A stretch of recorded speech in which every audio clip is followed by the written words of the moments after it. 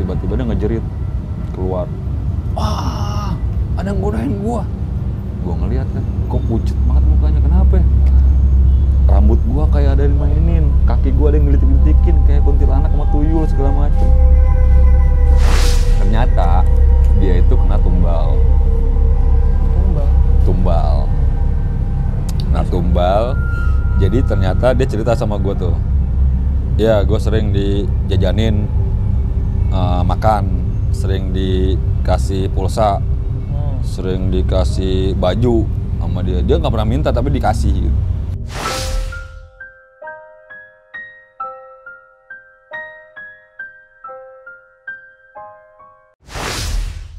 Assalamualaikum warahmatullahi wabarakatuh. Halo sobat YWB Story. Dan gue bareng sama Bang Sopyan. Bang Peang. Atau sebutannya apaan sih? Bang? Bebas gue. Bebas ya. Orang nyebutnya apa tuh? Nama gue ganti-ganti kalau di YouTube ya? Iya. Apa aja tuh? Pian doang. Pian Yowis Band. YWB dong. Dia salah satu konten kreator YouTube, kontributor Jakarta. Kita kenalin dulu Bang Sopyan ini. Jangan lupa di subscribe teman-teman. Kontributor Jakarta tuh belum punya channel YouTube. Gue bikinlah channel YouTube. Suatu ketika gue lagi nongkrong di Palang Hitam nih. Palang Hitam itu tempat apa dulu Bang Pe? Palang Hitam itu tempat kumpulnya mobil-mobil jenazah, pengangkut mayat di Jakarta.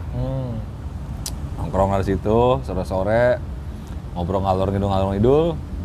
Kayaknya bagus juga nih ngobrol sama pengangkut mayat. Itu awal pertamanya tuh. Nah, terus? Modal kamera doang, tanpa mic, dan ngomongnya masih kasar, sarkis. Jalanan lah ya pokoknya, nggak ada filter lah.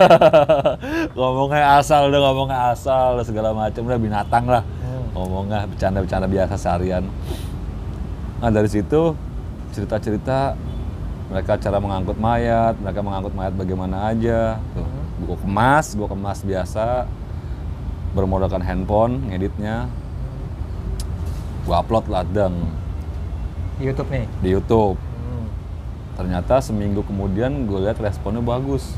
Bagus responnya nih, baik yang nonton.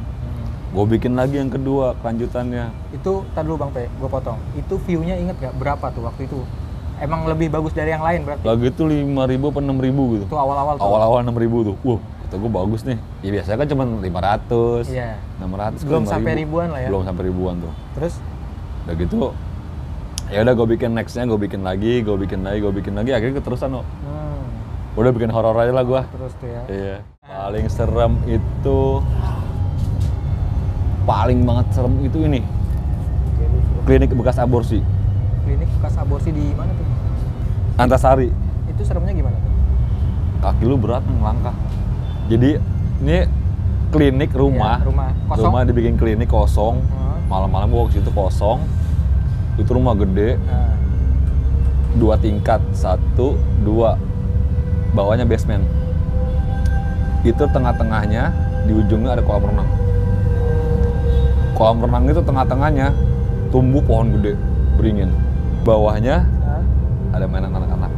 Mainan anak-anak? Itu mainan? Ayunan perosotan. Oh, yang udah nggak kepake? Udah nggak kepake, karena kan klinik aborsi ya. Bekas klinik aborsi.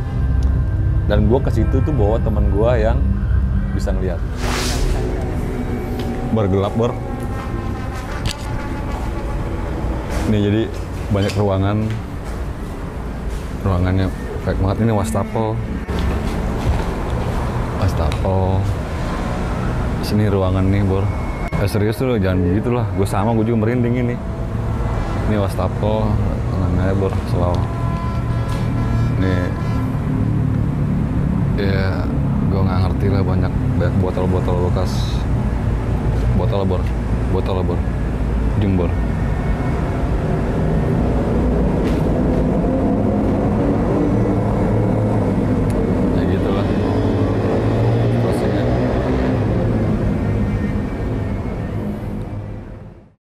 Oke, kita langsung lanjut lagi ke Bang Pe.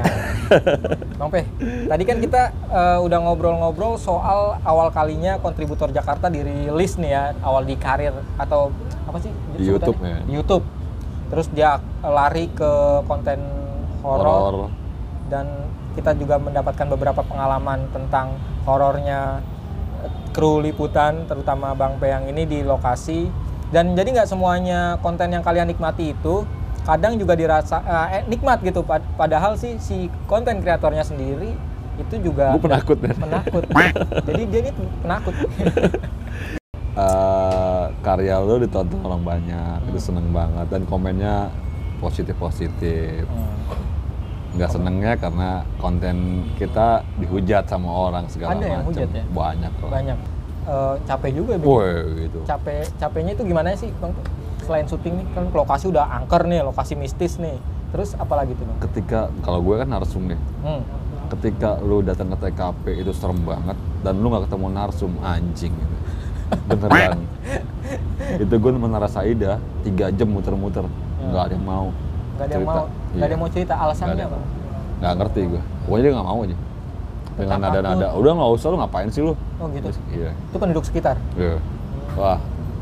Karena udah keseringan, apa gimana Menara Saida kan udah. Lu udah yang 1000 kali nih. Oh gitu katanya. Iya, anjing gue bilang. Waduh. 1000 kali, berarti udah banyak banget ya ke situ. Karena emang itu menara itu emang terkenal angker. Lu udah pernah punya pengalaman belum sih horor-horor sebelum jadi konten kreator? Oh banyak gue. Apaan aja tuh? Jadi gue dari kecil tuh diajarin ngaji sama saudara gue, sama paman gue lah. Paman gue tuh tukang ngusir setan lah. Ngusir setan ya? Jadi orang kesurupan lah. Terus jadi pengalaman gue itu ketika sekarang udah mantan ya cewek gue tuh. Tahu sekarang udah kawin sama siapa gue nggak ngerti. Jadi gue punya cewek penyanyi dangdut. Itu waktu penyanyi dangdut gue lagi STM. Masih sekolah tuh? Sekolah punya pacar penyanyi dangdut guys. Penyanyi dangdut gue. Nah terus? Penyanyi dangdut. Bohai lah men ya, penyanyi dangdut ya. Bohai lah goyangannya. Dan karena itu ya gue suka gitu. Berjalan, pacaran segala macem. Di kampung orang kan, bukan kampung gue. Beda kampung. Main, ternyata ada juga yang senang sama dia di sana. Sering waktu, entah bagaimana mereka ketemuan, kenalan dan tukar nomor telepon. Ketika ulang tahun gue datang ke rumahnya, gue begadang, bakar ayam lah segala macem. Cewek gue tidur dalam rumah. Entah kalau udah matang bangunin gue ya. Oh yaudah, gue bakar ayam dan segala macem. Tiba-tiba dia ngejerit keluar. Wah, ada yang godain gue. Gue ngeliat kan, kok pucet banget mukanya, kenapa ya? Rambut gue kayak ada yang mainin, kaki gue ada yang ngelitik-ngelitik kayak kuntilanak sama tuyul segala macem. Waduh, kata gue, yaudah deh, lu tidur aja tenang, gue jagain dari luar, kalau kenapa-napa teriak lagi aja. Ya udah, tidur kan, karena udah 4:30 pagi juga kan. Setelah itu, besok pagi gue ke situ lagi. Gue ngeliat muka cewek gue pucet, karang mati. Pucet, sepucet-pucetnya karang mati dah, gimana sih? Tapi sakit nggak? Enggak sakit, pucet. Cuman pucet doang ya? Terus? Wah kata gue, kenapa nih? Lu sakit? Kagak, anjir. Gue bilang pucet banget mukanya. Akhirnya, gue berpikiran bahwa ini ada yang nggak benar nih, ada yang nggak beres. Yuk, ikut gue. Kemana? Gue ajak ke paman gue. Terus? Dilihat, ini 2 hari lagi mau diambil. Diambil apaan? Gue bilang gitu kan, gue nggak tahu. Lu kemana aja baru ngeh? Ya gue nggak tahu, gue bilang. Diambil itu tanda kutip. Ternyata dia itu kena tumbal. Nah tumbal. Jadi ternyata dia cerita sama gue tuh. Ya gue sering dijajanin makan, sering dikasih pulsa, sering dikasih baju sama dia. Dia nggak pernah minta tapi dikasih gitu. Akhirnya kata saudara gue, ya udah nih dikasih sabuk macan, terus kasih amalan. Itu sorry Bang Pe, itu paman lu bukan? Ya. Oh yang tadi yang cerita. Tadi yang cerita. Sabuk macan sama amalan. Amalannya. Habis sholat lu baca.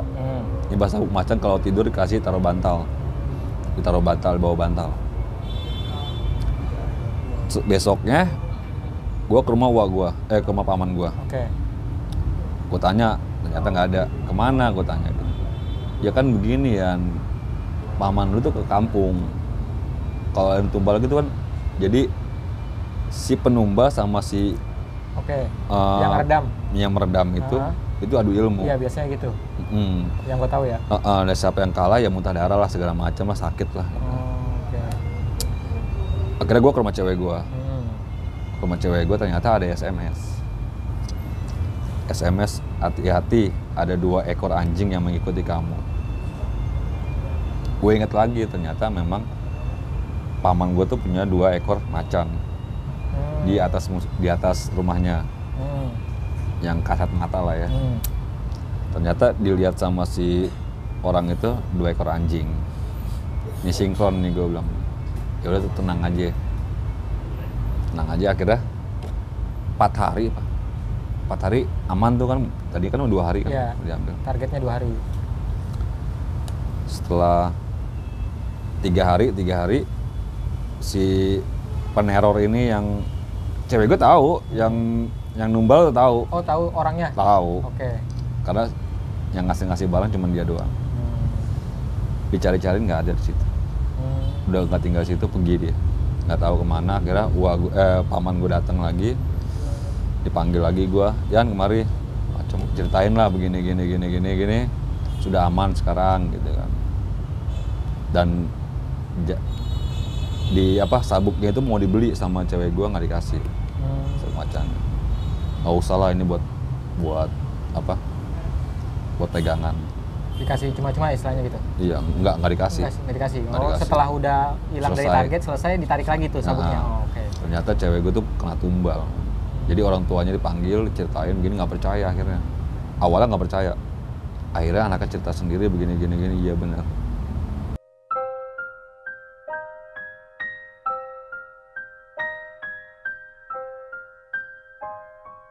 Jadi paman gue tuh tukang ngajar ngaji. Iya. Dipanggil lah sama temannya, Pak ngajar ngaji di sini Pak, di sini belum ada guru ngaji. Oke, udah. Setelah ngajar ngaji, di situ ada satu preman, namanya Agus Ronggolawe. Premannya terkenal tuh di situ. Terkenal, namanya Agus Ronggolawe. Dia nggak seneng ada pengajian di situ. Ketika paman gue habis sholat isya, habis lagi wiritan, mau digampar dari belakang. Tak, mau digampar dari belakang. Digampar dari belakang? Iya, mau digebok dari belakang lah, begini dek. Disepret sama sorban. Tas, dek. Diem men, kaku tuh, si preman itu? Pulang lah paman gua. Dibiarin lah si preman itu kaku di dalam masjid. Didiemin aja udah tuh? Didiemin. Gak lama, paman gua nyampe, selang 2 jam lah, 2-3 jam. Datanglah orang tuanya si preman itu. Orang tuanya tuh? Orang tuanya. Nyamperin paman? Paman gua. Nangis-nangis kan. Itu kenapa anak saya begini. Kaku gitu, nggak bisa lemes gini. Kata paman gua, nggak apa-apa Bu, buat pelajaran aja. Emang kenapa sih Pak gini? Ya ceritain sama paman gua begini. Saya lagi ngajar, habis sholat ini saya mau dihajar dari belakang. Ya saya kepret kayak sorban gitu. Tahu kaku ternyata anak ibu gitu. Ya udah Bu, tenang aja, nanti subuh lemes sendiri. Oh gitu. Udah tenang lah, si orang tua itu dijamin subuh lemes sendiri, akhirnya pulang. Bener, ajan subuh lemes. Geger itu, orang-orang sana geger. Besok ya lu tahu, si Agus Ronggolawe itu ke rumah paman gua. Assalamualaikum. Pak Ustadz, saya nih Agus. Woi Agus, ada apa gitu kan? Saya kesini itu mau beli sorbannya Pak Ustadz. Wah anjir. Iya, mau dibeli sorbannya ternyata ada gitu. Terus yakin Gus mau beli mahal loh ini loh, kata paman gue gitu kan, dibercandain. Saya beli berapa juga? Ya udah kalau mau berani 200 mah nggak apa-apa udah Gus. Dulu kan 200 kan gede kok. Iya, 200.000 nih. 200.000. Oke. Orang belinya cuma 25 apa? Paman gue tuh. Akhirnya dia, ya udah saya beli, saya ada duit nih, 200.000 nih. Ya udah sini saya ambil. Bener nih Gus? Iya udah, ikhlas. Deal, ya udah. Diambil tuh, beneran dibeli? Paman sakti gue kali ya? ngakak aja. Kenapa jadi orang jadi bego banget? Itu kan bukan sorban yang Itu apa? sakti. Iya. Orang yang sakti bukan sorban. Karomahnya orangnya. Itu. Kayak gitu-gitulah. Oke. Banyak cerita-cerita gue tuh yang sering dibohongin gue, ternyata ngobatin orang segala macem, kesurupan. Oke teman-teman, makasih banyak yang udah nonton. Jangan lupa di-share, di-like juga kalau kalian suka, kalau kalian berminat dengan tontonan channel ini, karena YWB Story kedepannya akan berbau misteri dan horor juga. Kalau bisa sih collab sama kontributor Jakarta yang udah berpengalaman di bidang horor, teman-teman. Jangan lupa subscribe, teman-teman, nyalakan loncengnya biar kalian tahu notifikasi berita atau video-video terbaru dari YWB Story. Terima kasih teman-teman, see you next time. See you.